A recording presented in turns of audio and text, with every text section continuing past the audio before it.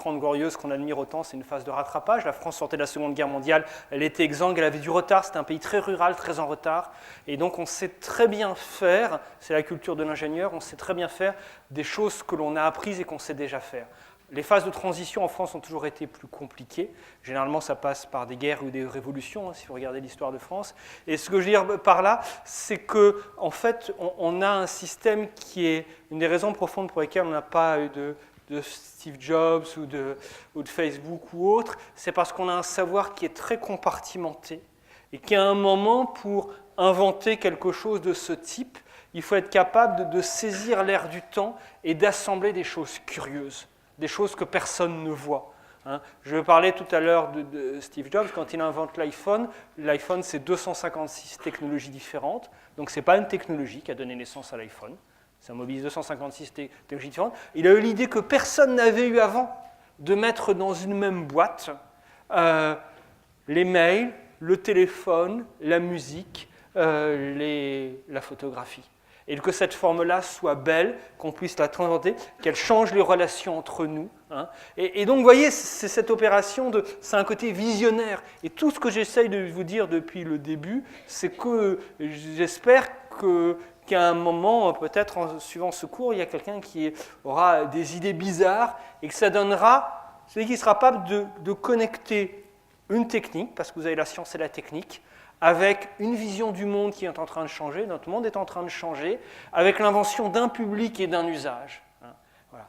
Et pensez, j'en reparlerai à un autre moment, mais je fais partie par exemple du think tank de Chris sur les Google Glass. Pensez par exemple à quelque chose comme ça, où personne ne sait pour l'instant ce qu'on va en faire et ce que ça va transformer, même si en fait il y a déjà des choses qui sont en place. Et un jour, il y a un moment, quelqu'un qui va s'approprier ça, qui va s'en servir pour transformer ou pas. Et c'est un petit peu comme ce que je vous raconte depuis le début, avec ces artistes, ces mathématiciens. Et maintenant, je vais parler un peu plus des artisans, puisque l'on va introduire la question de la lunette. Et donc, c'est profondément, vous voyez, la raison pour laquelle j'ai accepté de faire ce cours. Et j'ai été fasciné par la manière dont l'Institut d'optique, il y avait quelque chose de spécial.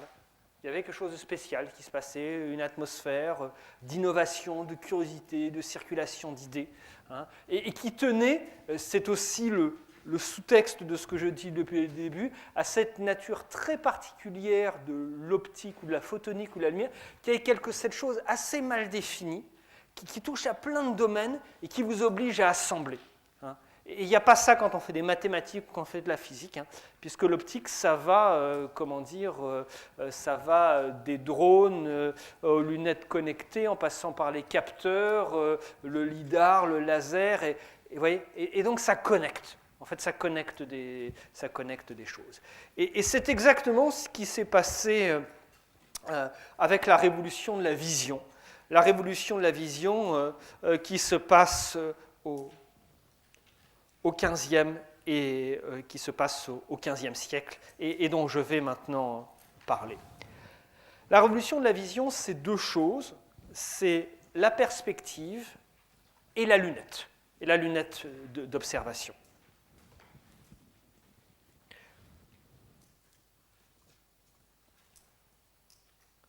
Alors rappelez-vous Ibn al-Haytham dont j'ai parlé tout à l'heure, ce qu'il a apporté comme transformation théorique, il a fait de la lumière un objet. Il a fait de la lumière un objet, il a introduit la possibilité de faire une psychologie de la perception visuelle, et finalement, ce qu'il a fait, c'est qu'il a ouvert la porte à la perspective et à une nouvelle conception de la vision comme une fenêtre ouverte sur le monde. Je m'explique. Une nouvelle conception de la vision comme une fenêtre ouverte sur le monde, c'est ce que vous avez ici. C'est l'expérience qu'a fait Brunelleschi et qui a profondément transformé la vision en Occident. Nous sommes à Florence. Ce que vous avez sous les yeux, c'est le baptistère de Florence. Et Brunelleschi a l'idée, c'est rapporté par Alberti dans le De Pictura en 1453, hein, donc nous sommes dans la première moitié du XVe siècle, et Brunelleschi, la question qui se pose, c'est finalement, est-ce qu'il est possible de concevoir une image qui soit l'exacte reproduction de la réalité, chose sur laquelle on butait jusqu'à maintenant. L'image, jusqu'à maintenant, c'est quelque chose de déformé. Est-ce qu'on peut avoir une image qui soit exacte? Et il prend le baptistère de Florence, qui est ici, et il le peint en utilisant les règles de la perspective, ce que je vais expliquer. Il le peint en utilisant les règles de la perspective, et il prend, regardez là-haut, alors dans la main gauche, il a son tableau du baptistère de Florence, hein, et il fait un petit trou. Il fait un petit trou au centre. Il a dans la main gauche, il fait un petit trou au centre, et il tourne, l'image est tournée vers l'extérieur. Il voit juste le dos du tableau, il fait un petit trou. Et dans ce petit trou, par ce petit trou, il est en face du baptistère, et il le regarde par le petit trou. Et il voit donc le baptistère tel qu'il existe dans la réalité. Après, de la main droite, il prend un miroir, et il place le miroir là, et il regarde à nouveau par le petit trou, et ce qu'il voit, c'est l'image du tableau qu'il a peint. Et là, pour la première fois, c'est exactement la même chose. C'est exactement la même chose, c'est-à-dire que l'image, le tableau du baptistère est la reproduction exacte de ce que son œil voit. Et c'est bien ce qu'est la perspective, ce qui vous est représenté ici de manière imagée et anachronique. Ça signifie plusieurs choses, et c'est là que je ferai le rapport avec, avec Ibn al-Haytham. Première chose que cela signifie, c'est que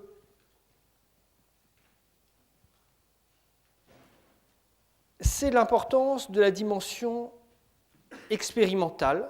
Hein. Brunelleschi nous fait bien une expérience. C'est l'expérience de la chambre noire, comme je le parlais.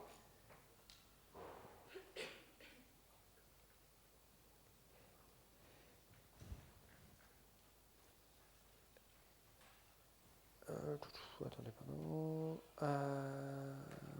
C'est l'expérience de la chambre noire. Et c'est voilà. Donc c'est cette question de la fenêtre ouverte sur le monde. Oui, pardon, je retrouve mon texte. Cette fenêtre ouverte sur le monde, ça tient à. Donc, quand je dis pardon, la fenêtre ouverte sur le monde, vous voyez, c'est quand l'œil regarde le tableau, il voit le monde, c'est comme une fenêtre ouverte sur le monde, et c'est cette nouvelle théorie qui apparaît. Ça permet c'est lié à trois questions théoriques en optique. Première question, c'est que c'est permis par la prise en compte de l'emplacement de la source lumineuse.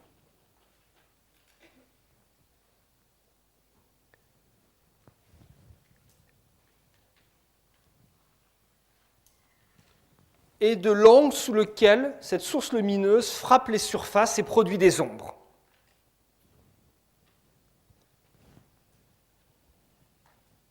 Si on regarde dans l'Antiquité, la question de la source de la lumière n'était pas une question, puisque c'était ce rayon visuel, hein, et on pensait que la lumière, eh bien, c'était une clarté sans origine décelable.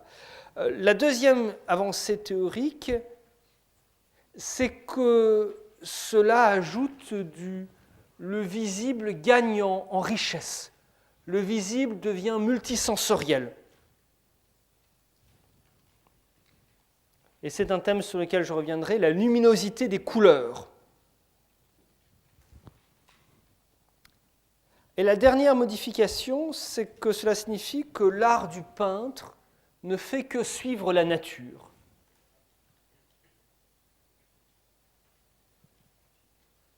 Il reproduit fidèlement la nature.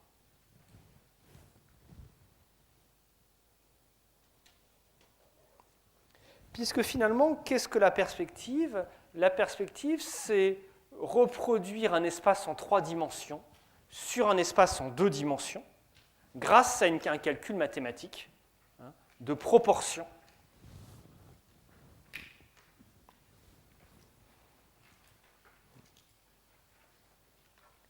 Et pour cela, il fallait donc cette idée que la lumière était un objet, il fallait une science de la lumière, et c'est bien là, si vous reprenez le télétruc de cours, c'est bien là un basculé de la vision à la lumière comme objet. Autre modification profonde du côté de la vision, c'est l'apport de Kepler, un très beau titre, Les Paralipomènes de Kepler. Je dirais ce que c'est le mot Kepler, enfin ce que c'est le mot paralipomène, j'y reviendrai. Alors, ce qu'apporte Kepler, c'est dans son livre que vous avez sous les yeux, Les Paralipomènes à Vitélion.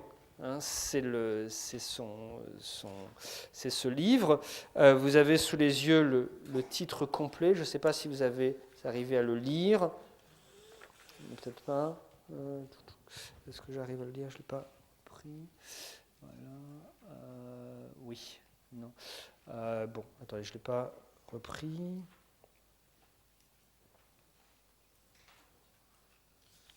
Mince, je le retrouve. Je n'ai pas le détail exact, mais vous voyez qu'aussi mêle l'astronomie, les observations de la Lune, l'optique. Et c'est tout cet ensemble complet. Alors, les paralipomènes de Kepler, quel est l'apport très grand de Kepler? Regardez, vous l'avez ici. C'est la différence entre ces deux schémas. Regardez le modèle perspectiviste dont j'ai parlé tout à l'heure. C'est le modèle qui vient d'Alazen. Vous avez cette rencontre entre la lumière et la physiologie de l'œil. Mais ça, il en est bien conscient, mais il ne sait pas très bien expliquer comment les deux font une image, en fait. Et ce que Kepler apporte, c'est le schéma qui est en bas, le modèle keplérien, c'est qu'en fait, Kepler va apporter une théorie rétinienne de l'image. Il montre comment l'image se forme dans la rétine.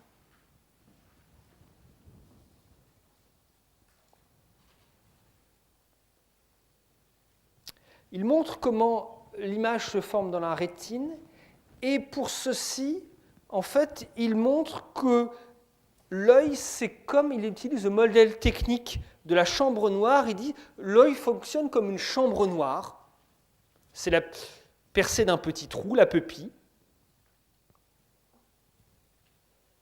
faisant converger les rayons lumineux sur un écran, la rétine.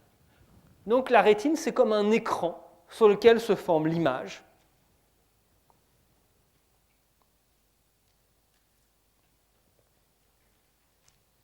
Et donc, si vous reprenez le schéma différent, regardez le schéma d'en haut, vous avez quelque chose de curieux. Regardez, vous aviez donc la lumière qui rentrait dans le cristallin en haut, et elle rentrait par le nerf optique, en fait. Donc, il y avait un problème médical, un problème de physiologie, c'est comment c'était finalement l'image se formait dans le nerf optique, ce qui ne marchait pas. En quelque sorte, ce qui ne marchait pas, c'est-à-dire qu'on essayait en fait de transposer le modèle optique à l'intérieur du corps humain, comme si le rayon lumineux continue à l'intérieur en passant par le nerf, ce qui ne marche pas. Et ce qu'aborde Kepler, il laisse tomber ceci. Vous voyez, il n'y a plus la question du nerf optique, mais c'est une théorie de l'image, c'est ce cercle qui est là, c'est la rétine. Et donc, ça permet de repenser complètement la vision. Ça permet de repenser complètement la vision, et donc la théorie de la lumière. Puisqu'avant, dans le modèle perspectiviste qu'il y avait en haut, il restait un petit peu de ces théories de l'Antiquité, puisque la question qu'on se posait, c'est comment une image peut être formée par un nerf optique qui est étroit, tortueux, donc elle est forcément déformée quand la lumière passe à l'intérieur de ce nerf optique. Et bien là, au contraire, avec cette théorie de l'image, cela laisse tomber. Il n'y a plus l'idée que l'image est imparfaite. Il restait ce vieux reste de l'Antiquité. Et là, on voit bien avec l'expérimentation, la chambre noire sur laquelle je reviendrai, c'est quelque chose, donc c'est cette théorie, et Kepler dit à un moment, il dit ce qui a manqué à Aristote, pourquoi Aristote n'a pas été capable de se faire, c'est parce qu'il n'a pas fait d'expérience comme moi. Il n'avait pas de chambre noire, la chambre noire c'est l'ancêtre de l'appareil photographique, il n'avait pas de chambre noire, il n'avait pas cette boîte dans laquelle on laisse rentrer le rayon puis on regarde quelle image ça forme, et donc il n'a pas fait d'expérience, c'est pour ça qu'il n'a pas découvert ce que j'ai découvert. Voilà. Alors, toujours sur Kepler, c'est très intéressant. Tout à l'heure, je vais parler de Galilée. En fait, Kepler et Galilée étaient proches. Et Galilée, vous allez voir, il va inventer des lunettes qui vont révolutionner. Enfin, c'est un peu plus compliqué que ça. Et Galilée, il prête une lunette à Kepler. Pendant 11 semaines, il va prêter une de ces 3 lunettes qui lui a permis d'observer la Lune et de changer complètement la compréhension de la Lune et de l'univers. Et en fait, en réalité, ce ne sont pas la lunette qui a permis à Kepler de faire, comment dire, ces observations, mais c'est bien cette question de la formation d'une image. Voilà, donc le titre complet, je l'ai retrouvé. Hein, donc il parle des mesures et diamètres du Soleil et de la Lune, de leurs éclipses et de la révolution de la vision. C'est un titre très long. Voilà. Kepler a failli à ce moment-là découvrir la loi de la réfraction. Il échoue très peu à la découvrir. Et en fait, ce qui a influencé Kepler, il est parti, vous vous rappelez de ce que j'ai dit sur la magie. En fait, il a eu ces idées-là, l'image, à partir d'un traité de magie. Le traité Della Porta dans la magie naturelle et d'un traité de médecine, écrit par Félix Plater. Della Porta, magie naturelle 1589. Et finalement, c'est à partir de ça qu'il a eu l'idée, l'œil fonctionne comme un dispositif optique. Et si je prenais l'œil comme un dispositif optique, et qu'il a réussi à concevoir la manière dont se construisait l'image. Une des choses qui l'intéressait beaucoup aussi, et ça j'y reviendrai, ce sont des discussions sur la myopie et la presbytie. Ça aussi, il y a beaucoup réfléchi pour comprendre comment fonctionne ce dispositif optique, l'œil comme dispositif optique. C'est finalement la clé de sa transformation.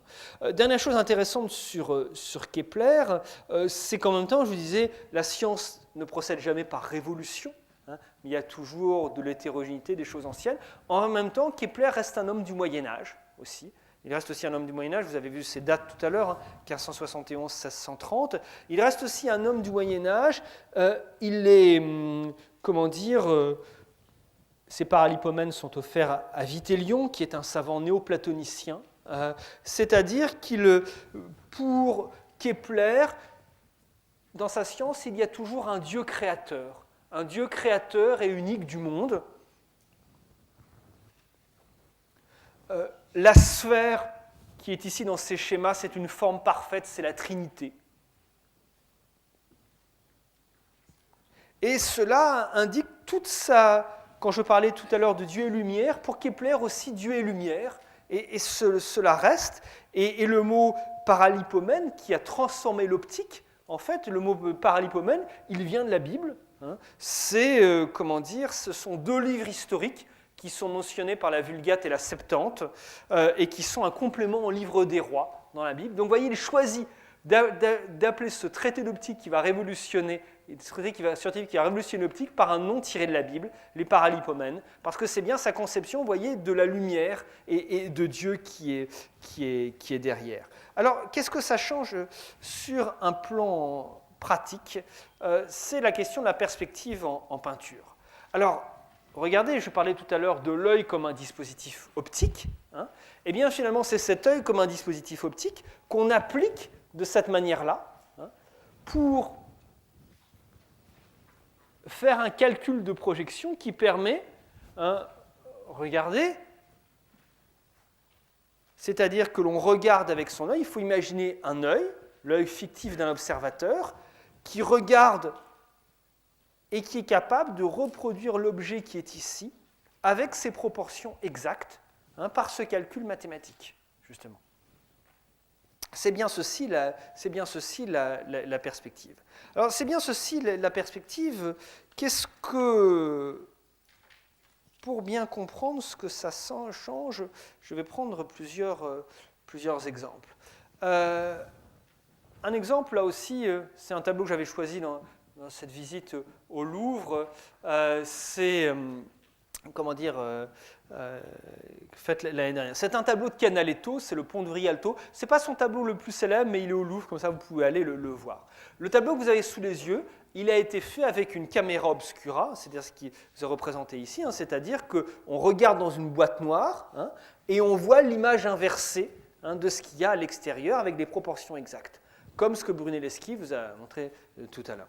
C'est-à-dire qu'on sait que Canaletto, ça c'est un tableau largement postérieur à notre période, vous allez voir ce que ça permet, comment dire, on sait qu'il est, Canaletto, ses dates c'est 1721-1780, on sait que pour réaliser ce tableau, il est allé sur les lieux à Venise, et il s'est installé avec ce dispositif optique qui était cette chambre noire, et il a regardé par le petit trou, et comme ceci, il a calculé, en fait pour faire une projection, il a calculé toutes les proportions entre les objets.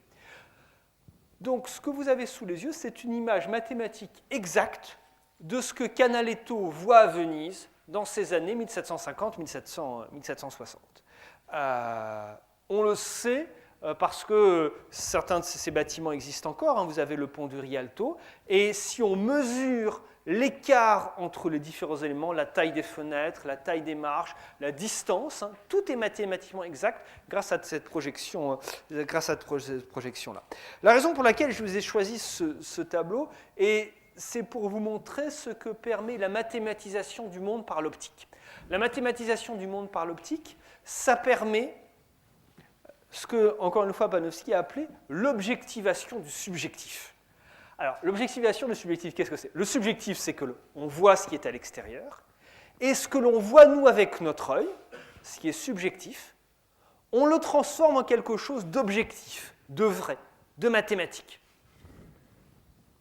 Je vois quelqu'un fronce les sourcils. Alors, je vais le redire autrement, c'est un paradoxe. C'est un paradoxe, c'est-à-dire qu'il faut le regard d'un observateur, un sujet, moi, vous, qui regarde ce paysage, et grâce à la projection à partir de son œil, eh bien, il reproduit une image fidèle de la réalité, une image mathématique de la réalité. C'est ce que permet la perspective. Et donc, ça permet une objectivation d'une image subjective. Et ceci, ça a été un instrument de manipulation de la réalité qui a transformé le monde. La raison pour laquelle je vous ai choisi cette image-ci, c'est que j'ai un collègue italien qui a mené une étude assez pionnière sur le changement climatique, sur les effets de la montée des eaux à Venise. Vous savez qu'il y a un problème de montée des eaux à Venise. Venise s'enfonce. Venise, depuis l'origine, s'est construite sur une lagune.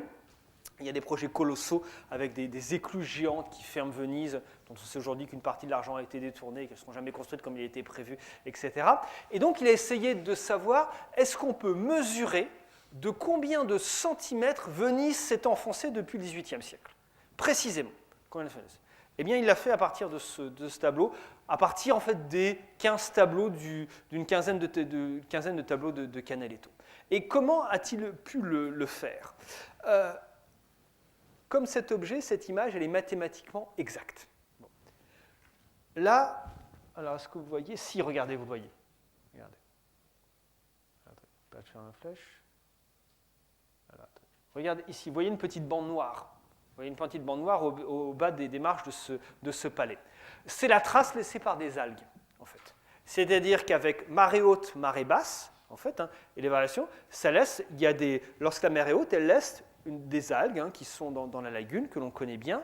Et donc, cette marque noire, ça vous indique la hauteur maximale des eaux, en fait. Et ce qu'il a fait, d'abord, il a pris l'ensemble des tableaux Canaletto qu'on avait pour vérifier si certains étaient pas des copies et n'avaient pas une déformation mathématique. Donc, ce qui lui a permis d'en éliminer certains. Donc, il a gardé ce qui était mathématiquement le plus juste. Et ce qu'il a pu, à partir de là, c'est qu'il est allé voir ce bâtiment qui existe toujours aujourd'hui, ce palais qui existe toujours, et il a mesuré la hauteur aujourd'hui de cette trace noire des algues, en fait, et qui est plus haute, évidemment, qui est plus haute puisque Venise s'est enfoncée, qui est plus haute. Et donc, comment dire,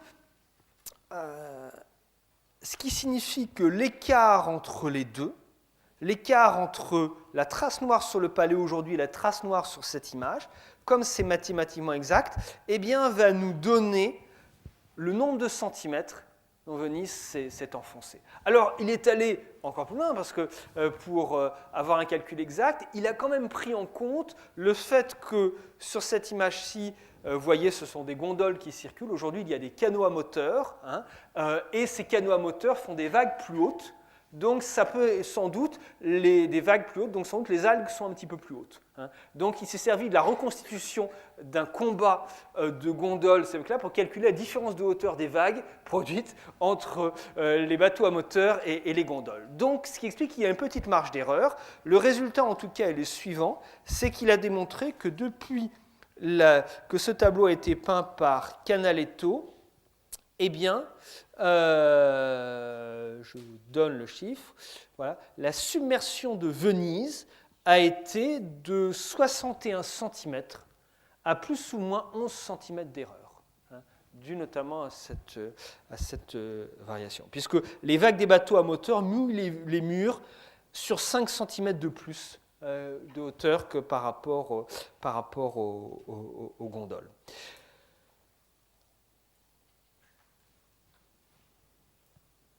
Et ça, c'est exactement cette révolution optique qui est permise par la mathématisation du monde et la perspective. Par la mathématisation du monde et la perspective, c'est-à-dire que désormais, la peinture est une véritable photographie de la réalité. C'est une photographie de Venise au XVIIIe siècle, la peinture que vous avez. Et c'est grâce à cette révolution optique de la perspective.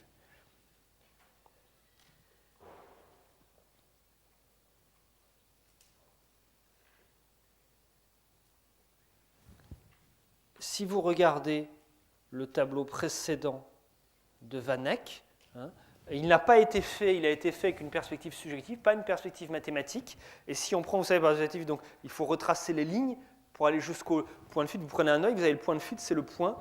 Eh bien, en fait, il n'y a pas de point de fuite, il est faux. En fait, il y a plusieurs lignes. En fait, il n'y a pas un point unique, parce que ce n'est pas un calcul mathématique. Donc, son tableau est optiquement en fait faux par rapport à la perspective. C'est la perspective subjective en fait là. Donc, ce n'est pas le calcul mathématique qu'il y a avec Canaletto.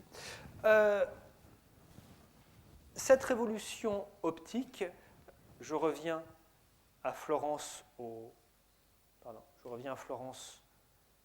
à la Renaissance. Cette révolution optique de la perspective, elle est profondément liée à une question politique qui est l'organisation de la cité, des cités italiennes à la Renaissance. Je m'explique. Parce que, vous voyez, cette perspective, elle est liée au fait qu'elle permet, dans les peintures médiévales, en fait, si vous... Malheureusement, je vous montrerai une image la prochaine fois, j'ai oublié d'en mettre, mais je sais que mes images étaient de mauvaise qualité, parce que c'est la fresque du Bon Gouvernement à Sienne qui est à moitié effacée, donc là, en fait, vous n'auriez rien vu. Donc c'est vrai, mais si vous prenez une peinture médiévale, vous savez que la taille respective des personnages n'est pas réelle, en fait. On peut représenter la Vierge de la taille de la cathédrale, et les personnages sont représentés simplement par rapport à leur importance, en fait. La taille ne renvoie pas à la réalité, mais à une dimension symbolique. Et si vous regardez la peinture médiévale, comme il n'y a pas de perspective, on a l'impression que tout est sur le même plan. Il n'y a pas de premier plan, deuxième plan, d'arrière-fond, en fait. Et donc, ça représente toujours la ville comme un tout, comme un corps uni, en quelque sorte. Et ce que permet la perspective, c'est qu'avec cette mathématisation, regardez ce dessin qui est ici. Malheureusement, j'aurais dû vous montrer une peinture de Brunelleschi, zut. Je vous montrerai ça la prochaine fois, c'est pas grave, je vous explique déjà quand même. C'est que, en fait, ça permet d'avoir un premier plan, un arrière-plan, un centre du tableau, et donc de hiérarchiser les personnages selon non plus leur importance symbolique, mais selon leur importance dans la cité. Et vous avez des études qui ont montré que l'art de la perspective était lié à l'essor du pouvoir du prince en Italie à la Renaissance. À l'essor du pouvoir du prince en Italie, parce qu'avec la perspective, il y a un centre. En fait, il y a un centre et il y a une hiérarchie mathématique. Et cet art de la perspective, on le verra la prochaine fois quand je parlerai de l'optique ça sert à faire la guerre, eh bien, c'est profondément lié aussi à l'art de faire la guerre et un nouvel art de faire des cartes, en fait. Je développerai ça la prochaine fois avec d'autres éléments. En tout cas, il y a une révolution politique qui est le pouvoir du prince, parce que vous voyez, il y a un centre et il y a l'œil du prince qui voit juste aussi, qui voit l'image juste et l'image mathématique.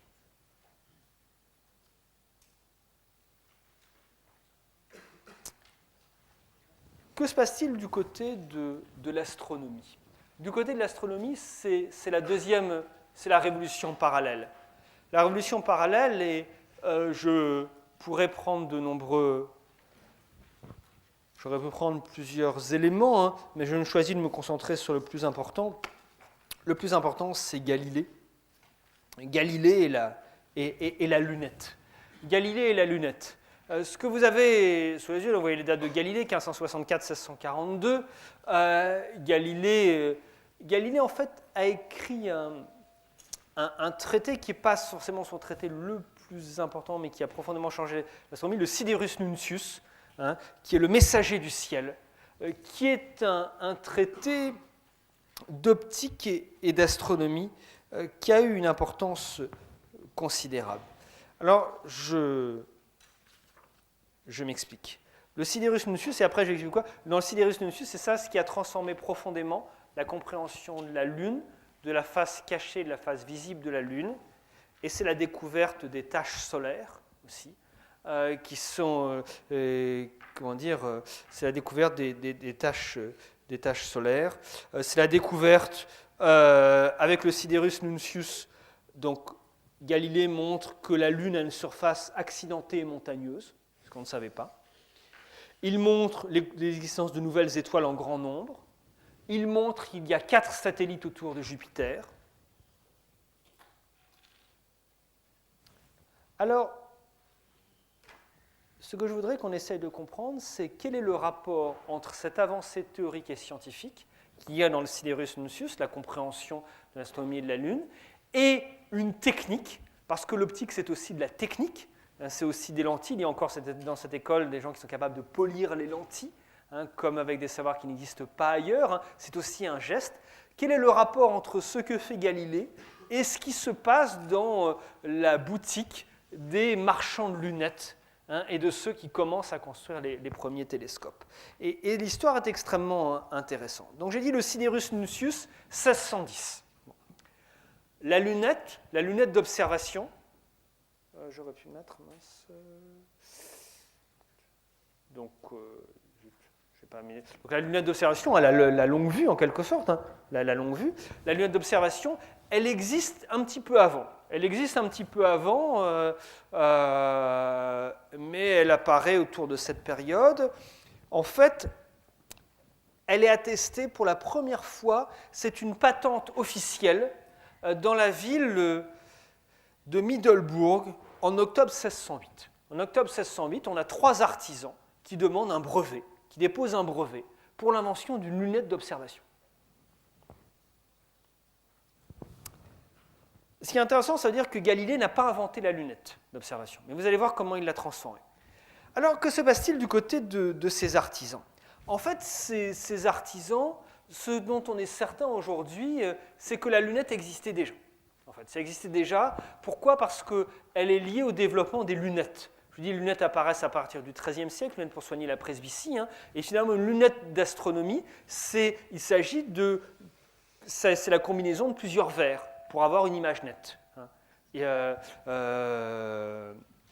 Je ne pourrais pas vous l'expliquer en termes de formules mathématiques, mais il faut, la question de la lunette, c'est comment on assemble 2 lentilles, une lentille, et on cherche plusieurs, empiriquement, on cherche plusieurs manières de le faire.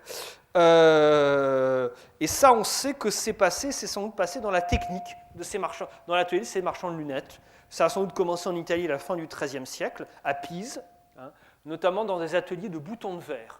On utilise des boutons de verre et on commence à les mettre ensemble pour voir comment, si on prend 2 boutons de verre, qu'est-ce qu'on voit. En fait, c'est de l'optique, voilà. Mais sans théorie. Et on découvre sans doute vers les années 1450 qu'il vaut mieux assembler des lentilles concaves, que ça donne une image plus nette, pour des raisons que vous connaissiez parfaitement, de loi de l'optique. À la fin du XVIe siècle, les lentilles les plus puissantes sont capables de grossir une image de 2 à 3 fois. Ce n'est pas extraordinaire, c'est la situation. Et la combinaison de lentilles la plus efficace, c'est de conjuguer un oculaire concave avec une lunette convexe, c'est ce qui donne l'image la plus nette et la plus droite.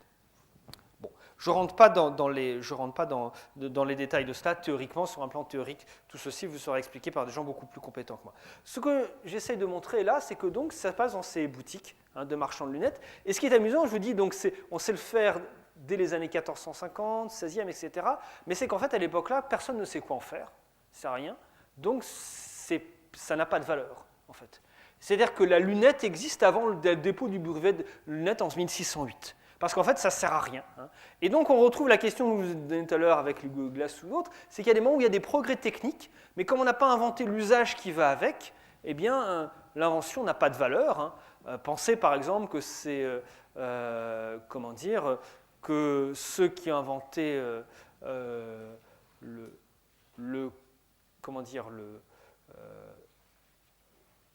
le clavier, il y a un certain nombre d'exemples où ce n'est pas l'entreprise qui a fait la découverte qui est devenue riche avec, ce n'est pas l'entreprise qui a fait la souris qui a inventé l'ordinateur avec la souris, ni la même chose pour le clavier. Et bien c'est bien parce qu'il faut inventer l'usage. Et donc que se passe-t-il à Middelbourg en 1608 ? Eh bien c'est qu'en fait il y a ces trois artisans commencent à comprendre qu'il y a quelque chose d'intéressant, il y a manière de gagner de l'argent. Il y a manière de gagner de l'argent. Et pourquoi ? Et donc ils déposent ces demandes de brevet. Pourquoi ? Parce qu'en fait, c'est lié à l'armée. Ils comprennent qu'avec cette lunette d'observation, eh bien, ils peuvent vendre ces lunettes, en fabriquer et en vendre aux princes, parce que ça permet d'observer les armées. La transformation passe là. Et ils vont voir, en fait, ces trois artisans vont voir le prince de Nassau, et son entourage militaire, ils lui montrent l'intérêt militaire de cette lunette, qui est au départ une arme secrète, en fait, dont le secret doit être sérieusement gardé. Je vous donne le premier texte que l'on ait sur ces trois artisans. C'est une ambassade du roi de Siam, donc les ambassadeurs étaient toujours des espions, en fait, sont des espions, historiquement, qui rapporte donc une entrevue entre ces artisans et le prince Maurice à La Haye, en Hollande, le 10 septembre 1608. Je vous lis le texte parce que je le trouve assez fascinant. Peu de jours avant le départ de Spinola de La Haye, Spinola est un fameux chef de guerre qui est au service du prince de Nassau, un faiseur de lunettes de Middelbourg, pauvre homme, fort religieux et craignant Dieu, fit présent à son excellence de certaines lunettes, moyennant lesquelles on peut découvrir et voir indistinctement les choses éloignées de nous de 3 et 4 lieues. Le mieux, c'est à peu près 4 km. Comme si nous les voyions à 100 pas près de nous. Étant sur la tour de La Haye, on voit par l'édite lunette clairement l'horloge de Delphes et les lumières de l'église de Leyden, nonobstant que l'édite ville soit éloignée, l'une d'1h30 à pied, l'autre de 3h30 de chemin de La Haye. Messieurs les États l'ayant su, envoyèrent vers son excellence pour les voir, qu'il les leur envoya, disant que par ses lunettes, il verrait les tromperies de l'ennemi. Spinola aussitôt les vit avec un grand étonnement et dit à monsieur le prince Henri, « À 7 heures, je ne saurai plus être en sûreté car vous me verrez de loin. » À quoi le dit sieur prince répondit, « Nous défendrons à nos gens de tirer point à vous. Le maître faiseur d'édites lunettes a eu 300 écus, et en aura plus en faisant davantage à la charge de n'apprendre l'édit métier à personne du monde, ce qu'il a promis très volontiers, ne voulant point que les ennemis s'en puissent prévaloir contre nous. Et même les étoiles qui ordinairement ne paraissent à notre vue et à nos yeux dus pour leur petitesse et faiblesse de notre vue, se peuvent voir par le moyen de cet instrument. » Ce que nous dit ce texte, c'est fascinant, c'est que ce lunetier qui vient, qui est un homme qui craint Dieu, qui est un homme du Moyen-Âge, a dans son atelier, en assemblant ses lunettes, inventé une lunette qui permet justement au prince de voir les armées ennemies qui sont à plusieurs kilomètres de là et de connaître leur déplacement pour prévenir ses propres armées avant. Et il leur demande de leur texte, il leur dit de ne pas diffuser son savoir pour que cela reste secret. Et cela ne marche pas. Ça se diffuse rapidement. Et d'ailleurs, on sait même qu'en réalité, sur ces trois artisans, ils sont trois. Celui qui est le plus connu, qui a joué le rôle le plus important, qui a été longtemps, considéré comme l'inventeur de la lunette d'observation. En fait, c'était un escroc. C'était un escroc, un faiseur, il a eu des problèmes, il faisait de la fausse monnaie, Et en fait, c'est un escroc qui a eu l'idée, qui a compris qu'il y avait de l'argent à en tirer, hein, et qui a volé en quelque sorte quelque chose qu'il n'a pas inventé. Alors quel est le rapport avec Galilée? Alors Galilée, vous voyez, donc ça c'est 1608, Galilée c'est 1610, et donc cette invention, elle circule avec ses lunettes qui ne sont pas très très puissantes. Et qu'apporte Galilée? Ce que Galilée apporte, c'est que donc, il va en fait, il va perfectionner cette lunette. Il va perfectionner cette lunette, et pour perfectionner cette lunette, ça veut dire qu'il a l'idée que le progrès technique de la lunette peut transformer sa compréhension de l'univers. Et c'est là que c'est intéressant. Parce que je vous ai dit, il prête une de ses lunettes à Kepler pendant 11 jours. Et Kepler n'en fait rien de cette lunette. Parce qu'il est persuadé que ce n'est pas en observant les astres avec une lunette qu'il va mieux comprendre l'univers. Parce qu'il est toujours dans le calcul mathématique. Tandis que ce que Galilée comprend, c'est si par une observation plus précise, j'arrive à voir des choses sur la Lune que personne n'a vues, je vais avoir une nouvelle compréhension de l'univers. Et c'est exactement ce qu'il fait. Et donc il réalise 3 lunettes. Donc il perfectionne au fur et à mesure. Hein. Alors comment il perfectionne? Galilée aurait dû écrire un traité d'optique, il ne l'a jamais écrit en fait, donc on ne sait pas comment il a fait.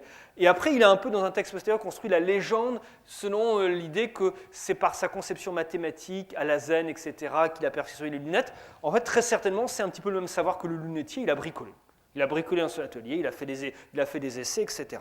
Et il arrive à une 3e lunette. Sa 3e lunette, elle est capable de grossir près de 1000 fois les objets et les faire voir 30 fois plus proches. Et ce qu'il va faire, c'est qu'il va commencer tous les jours, aux mêmes heures, à observer la Lune, avec sa lunette. Et là, il rapporte, dans le Siderus Nuncius, c'est un très très beau texte, court, hein, une quarantaine de pages, dans lequel il rapporte ses observations. Il raconte ce qu'il voit. C'est très bien écrit. Par exemple, je lis une phrase, il y a très peu de mathématiques. À un moment, il décrit la surface craquelée de la Lune. Donc imaginez la révolution mentale que c'est. Il faut essayer de décrire et de raconter ce qu'on voit. Je cite Galilée.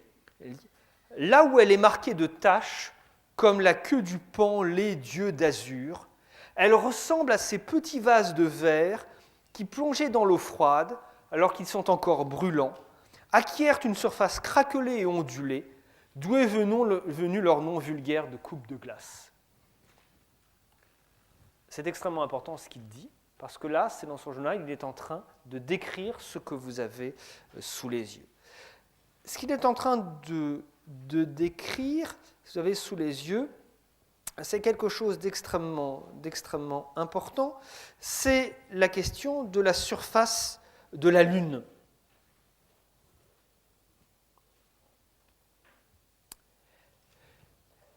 Il prouve par l'observation, par la lunette, qu'il y a des montagnes sur la Lune. Alors comment fait-il? Regardez, vous avez 2 images de la Lune obtenues. Ce sont des images qu'il fait reproduire dans le Siderus Nuncius, donc ce sont des gravures. Donc d'ailleurs, dans Lune, il y a sans doute une erreur. On ne sait pas si elle a eu Galilée ou pas, mais il y a ça. Il y a un problème optique avec ce rond-là, ce n'est pas possible. Alors ce gros rond-là, mais c'est bon. C'est peut-être l'artisan. En fait, on sait que Galilée dessine très bien. C'est peut-être l'artiste, enfin le graveur qui a rajouté ça. Enfin, regardez, c'est la Lune observée à des heures différentes, à des heures différentes. Regardez. On voit d'abord qu'il y a une partie obscure et une partie lumineuse, ce que l'on savait. Et regardez, selon les heures de la journée, la séparation entre la partie lumineuse et la partie obscure, elle se déplace. Vous voyez, le trait ne passe pas au même endroit, elle se déplace. Et donc, nous dit Galilée, cela signifie qu'il y a des montagnes. Pourquoi? Il dit,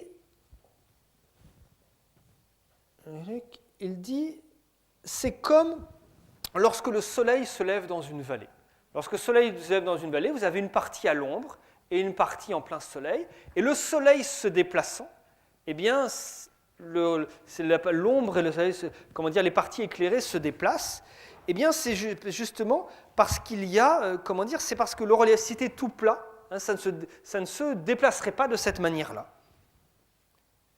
c'est donc bien qu'il y ait un relief, c'est le relief qui explique le déplacement de cette ligne irrégulière. Et c'est bien ce relief qui est éclairé différemment par ce jour lunaire. Autre chose qu'il montre avec l'observation, il montre l'existence aussi de taches solaires. Il montre l'existence de taches solaires. Repensez à cette question d'illusion, hein. Mettez-vous dans ce contexte du XVIe siècle. Hein. Vous êtes avec votre lunette, vous observez des taches. Regardez le soleil. Et la question c'est est-ce que ces taches, elles viennent des défauts de votre lunette, ou est-ce que ça signifie qu'il y a des taches sur le soleil qui se déplacent en vrai. Et c'est toute la question. Et jusque-là, en fait, les théories qui dominent disent en fait ces taches, elles viennent des défauts. Comment dire, ce sont soit des petites planètes qui sont entre le Soleil et nous, soit ce sont des ombres d'autres planètes. Mais il n'y a pas de taches sur le Soleil qui se déplacent. Et Galilée, ce qu'il va faire, c'est la même méthode. Il observe, toujours un heure, et ce qu'il montre, regardez la différence entre ces deux dessins, j'espère qu'on le voit bien. Donc c'est la surface de la Lune. Regardez, il montre que ces taches, elles se déplacent selon des lignes parallèles. Vous voyez, il y a des lignes parallèles. Elles suivent des lignes parallèles. Et la deuxième chose qu'il montre, c'est qu'il montre que ces taches, quand elles se déplacent, quand elles parviennent sur les bords du cercle, eh bien, ces taches se déforment et elles gardent la même longueur, mais elles se transforment en largeur. Qu'est-ce que ça veut dire ? Je reprends son raisonnement. Donc la largeur diminue par la longueur. Donc ça veut dire que, eh bien, ce sont justement... donc ça montre bien que ce sont bien des taches qui sont sur le Soleil et qui se déplacent justement à cause de ces deux éléments, les lignes parallèles, et puisque c'est une optique sur un cercle, en fait, eh bien, c'est la déformation curviligne. En fait. Et donc ça montre bien, si c'est une planète extérieure, elle ne se déformerait pas de cette manière sur les bords. Alors, si on essaye d'aller plus loin, qu'est-ce que cela change dans la vision et en quoi c'est une révolution ? Vous voyez, la révolution, elle est de faire le lien entre cet instrument technique qu'il perfectionne, et la compréhension du cosmos.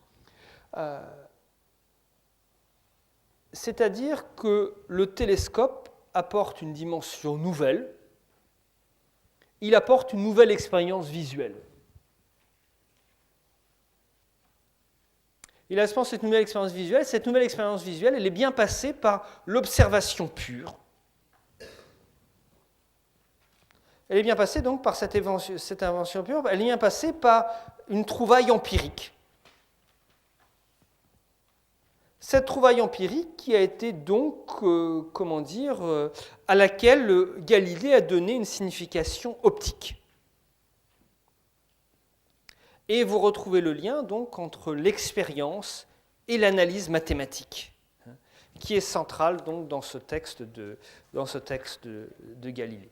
Et ça vous montre encore une fois la complexité des liens entre la technique et cette compréhension. Ce n'est pas celui qui a inventé ou qui aura inventé le télescope qui aurait permis de faire ce qu'a fait Galilée. Et en même temps, Galilée a permis de faire ça grâce à cette nouvelle vision du monde.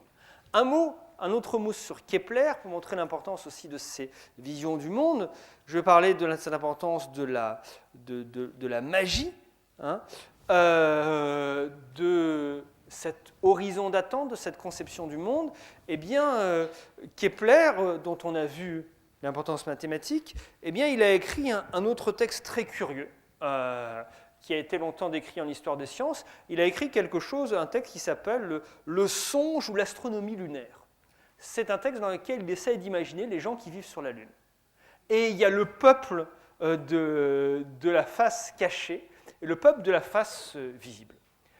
Pendant longtemps, En fait, pendant longtemps, ce texte a été un peu méprisé en histoire des sciences en considérant, voilà, il y a le Kepler savant et puis il y a le Kepler superstitieux, qui est encore un peu un homme du Moyen-Âge, qui raconte n'importe quoi. Hein. Et donc il décrit longuement le peuple qui vit dans le noir, comment ils s'organisent, quelle taille ils font, enfin, et les mêler. Et vous avez un beau livre récent qui est sorti, de Frédéric Aitouati, Conte de la Lune, et elle a montré comment, en fait, ce que Kepler a fait là très sérieusement, c'est qu'il a fait une expérience de pensée qui a eu un rôle très important.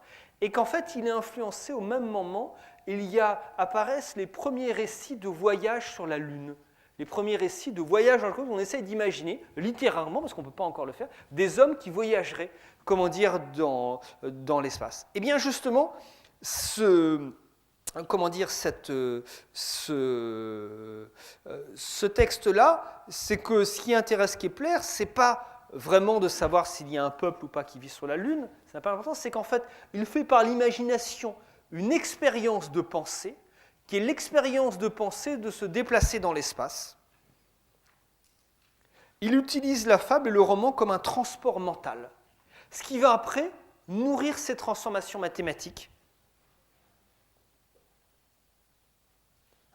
Et ce texte-là montre comment il y a un lien profond entre les textes astronomiques de Kepler et justement cette expérience de pensée qu'il fait en passant par la littérature et par la fable. Cela introduit cette idée-là que l'on trouve au Susse égalé, c'est que finalement, est-ce que le télescope permet une nouvelle vision du monde? Et donc c'est cette expérience presque littéraire qu'il fait avec ses songes de la Lune.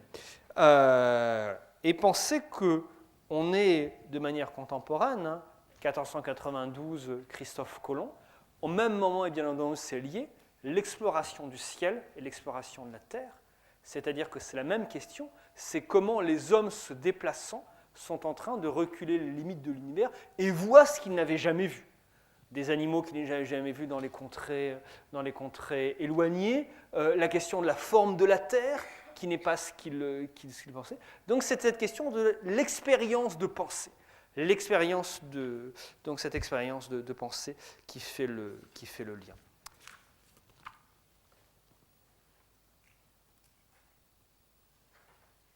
Conclusion de ce premier cours, si je refais le chemin, vous voyez bien, c'est le titre de cette première séance, comment toute cette période est organisée autour de la problématique de la vision. De la vision, du visible, de la déformation, de l'illusion. Et vous voyez comment ce n'est pas la même chose, mais il y a une circulation profonde. C'est la première chose que je vois, c'est qu'il y a une circulation profonde entre les différents domaines. L'architecture, la religion, les mathématiques, l'organisation de la ville. Et c'est une circulation, mais non pas une transposition, bien entendu. Deuxième chose à retenir, c'est donc ce passage. C'est que peu à peu, la lumière devient donc un objet. Et donc, c'est la naissance. Ce qui apparaît à la fin de la période, c'est que l'on voit comment, peu à peu, et c'est la fin du cheminement, donc l'optique est devenue la science de la lumière, alors que l'optique était au départ la science de la vision.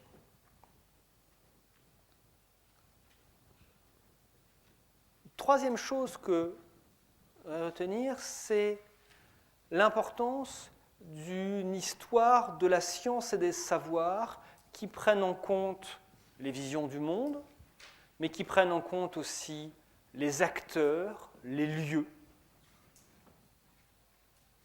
les gestes.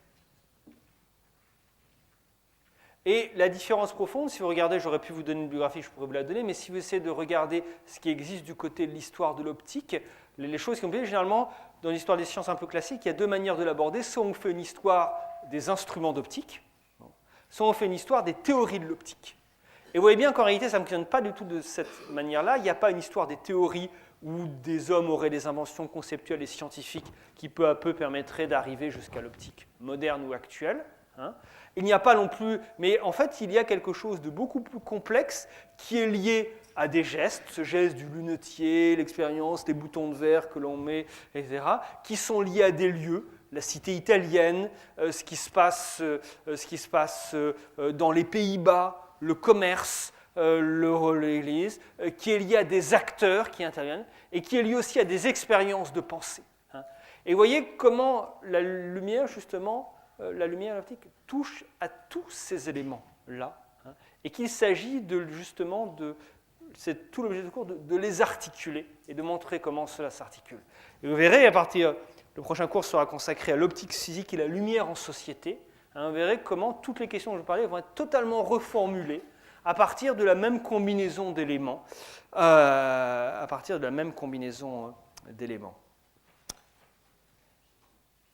Ce qui va m'amener à l'exercice que vous devrez faire pour ce cours. Comme j'avais dit, ce cours, c'est un petit peu l'objet. L'objet, s'il y a une chose que vous deviez en tirer, c'est que l'optique ou la photonique, et on verra, ce sera aussi le cheminement du cours, avec ce mot qui va remplacer peu à peu l'autre, donc c'est une chose qui touche à plein de domaines, eh bien, comment c'est pas simplement un savoir scientifique et technique extrêmement précis, mais c'est quelque sorte ouvrir la boîte et voir toutes les connexions qui existent. Donc, je veux que ce cours, il garde son caractère étrange. Ça ne me gêne pas du tout. Que ce soit un lieu où vous puissiez vous approprier et faire des choses que dans les endroits plus sérieux, dans les cours plus sérieux, vous ne pourriez pas faire. Donc, je veux que vous choisissiez, en fait, je vais vous demander, c'est par groupe de 4 maximum, de faire une expérience en quelque sorte, de me prendre un objet ou de faire une expérience d'optique ou de vision à cette intersection entre histoire, art, science. Plus précisément, ça peut prendre plusieurs formes. Vous pouvez me prendre un objet qui est lié à l'optique, et m'en raconter. En fait, je voudrais que ça prenne la forme. Alors, pardon, je vais essayer d'articuler. Je vous mettrai ça sur une feuille rédigée pour que ce soit clair. Voilà. Ça va prendre plusieurs. Première chose j'aimerais que vous arriviez à raconter ça sous la forme d'une histoire. En fait, vous racontiez l'histoire de quelque chose lié à l'optique. L'histoire de quelque chose lié à l'optique, parce que ça, j'y reviendrai peut-être à la fin du cours. C'est que quand on racontait l'histoire, c'est qu'on est obligé d'organiser les choses dans le temps, on est obligé de faire des liens de causalité entre choses. Et racontant une histoire, c'est aussi soi qui raconte une histoire et qui la raconte à quelqu'un. Donc j'aimerais que vous, qui êtes entrés à l'Institut d'optique, vous racontiez une histoire d'optique à quelqu'un. Et racontant une histoire à quelqu'un, eh bien, on transmet un message et on devient soi-même quelqu'un d'autre. On est obligé d'inventer quelque chose. Alors, c'est la méthode de l'histoire et je vous reviendrai sur la manière dont ça peut être formalisé. Deuxième élément, donc, raconter l'histoire de quoi? Alors, qu'est-ce que vous pouvez prendre? Vous pouvez, par exemple, un objet lié à l'optique.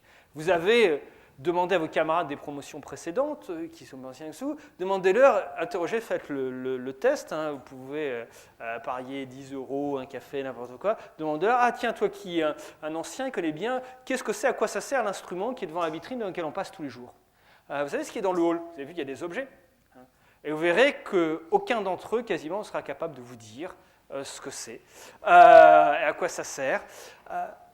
Peut-être ça pourrait être intéressant. C'est de prendre certains objets et d'en raconter l'histoire. Ils font partie de l'histoire de l'Institut d'optique. Ils ont été à un moment dans des laboratoires. Ils ont été conçus dans des ateliers comme l'atelier du lunetier, presque. Il a fallu tailler des verres, il a fallu visser, il a fallu construire des boîtes, essayer. Il y a des grandes boîtes, des petites boîtes. Ça, c'est avec mon vocabulaire peu scientifique, puisque je ne suis pas opticien. Et il a fallu faire des choses. Ça peut être raconter l'histoire d'un objet. Et on voit les hommes qui l'ont construit, pourquoi, quelles questions ils se posaient, peut-être également pourquoi ça n'a pas marché, qu'est-ce qui a marché.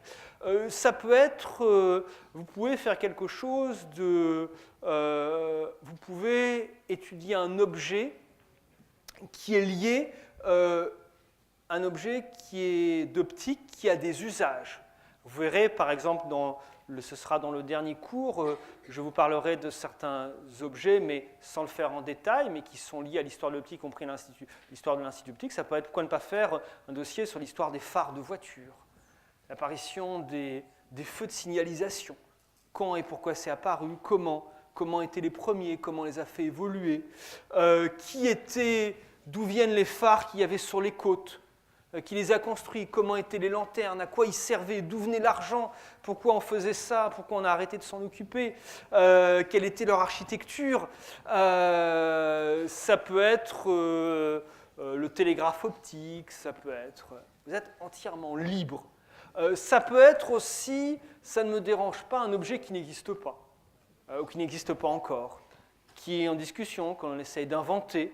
Je parlais des Google Glass, ça peut être autre chose. En fait, l'expérience de pensée, de même que Kepler fait l'expérience de pensée avec les songes de la Lune, il invente un voyage sur la Lune, eh bien, ça peut être quelque chose qui est encore hypothétique. Et, voilà. Ça peut être aussi, peut-être encore plus étrange, vous pouvez, certains d'entre vous, choisir de faire quelque chose à dimension plus artistique.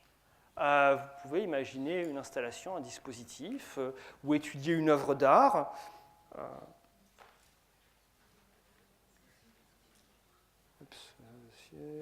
Étudier une œuvre d'art, ça fait partie de cela. Alors attendez, je retrouve, voilà. Je vous ai dit, je fais beaucoup de choses. Je fais des choses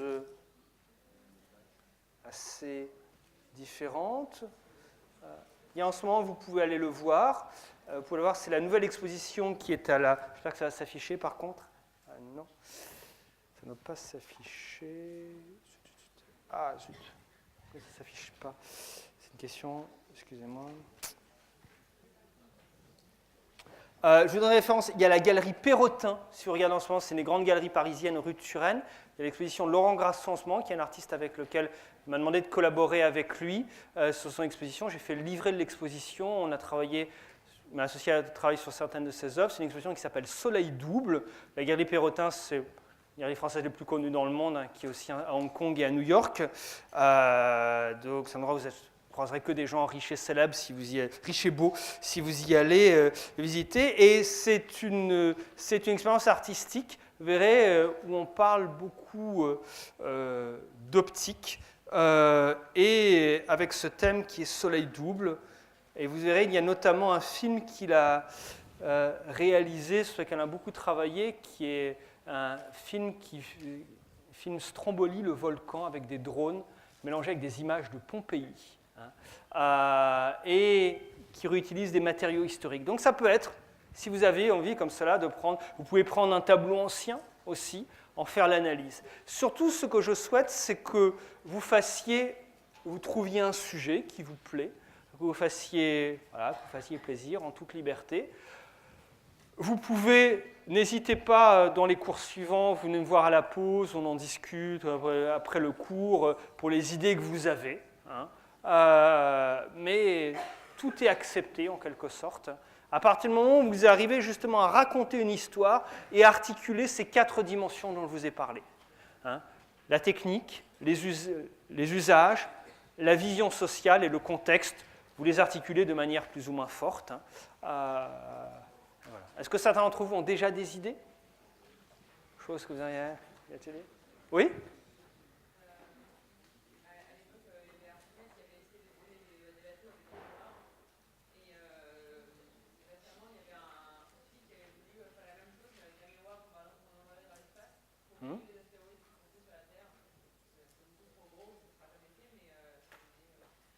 Oui, tout à fait.